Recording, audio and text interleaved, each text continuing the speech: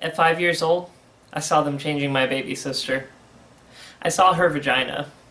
I wanted one. I wanted one. I thought it would grow. I thought it would open. I ached to belong. I ached to smell like my mother.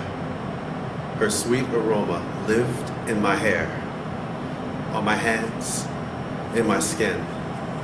I ached to be pretty. Pretty. I wondered why I was missing my bathing suit top at the beach. Why I wasn't dressed like the other girls. I ached to be completed. To belong. To twirl the baton. They assigned me a sex the day I was born. It's as random as being adopted, or being assigned a hotel room on the 30th floor. It has nothing to do with who you are, or your fear of heights. But, in spite of the apparatus I was forced to carry around, I always knew I was a girl. They beat me for it. They beat me for crying. They pummeled me for wanting. To touch. To pet. To hug. To help. To hold their hands. For trying to fly in church like Sister Betrell. For doing cartwheels. Crocheting socks. For carrying purses to kindergarten. They kicked the shit out of me every day on my way to school. In the park, they smashed my magic marker painted nails. They punched my lipstick mouth. They beat the girl out of my boy. Or they tried. So I went underground. I stopped playing the flute. Be a man. Stand up for yourself. Go punch him back. I grew a full beard. It was good I was big. I joined the Marines.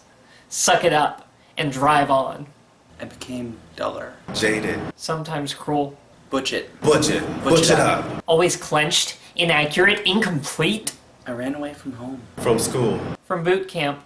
Ran to Miami. Greenwich Village. Aleutian Islands. New Orleans. I found gay people. Wilderness lesbians. Got my first hormone shot. Got permission to be myself. To transition.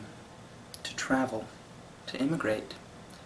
350 hours of hot needles. I would count male particles as they died. 16 man hairs gone. The feminine is in your face. I lift my eyebrows more. I'm curious. I ask questions. And my voice. Practice. Practice. It's all about resonance. Sing song. Sing song.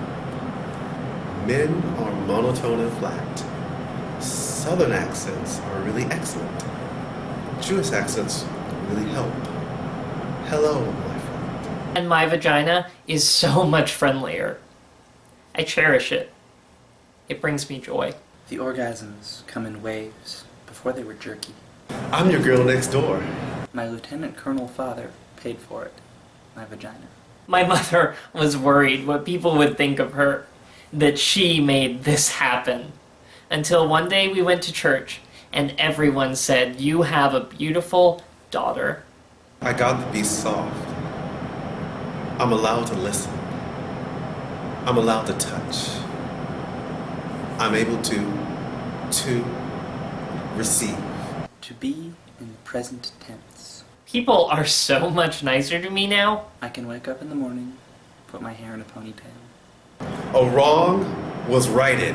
I am right with God. It's like when you're trying to sleep and there's a loud car alarm. When I got my vagina, it was like someone finally turned it off. I live now in the female zone. But you know how people feel about immigrants. They don't like it when you come from someplace else.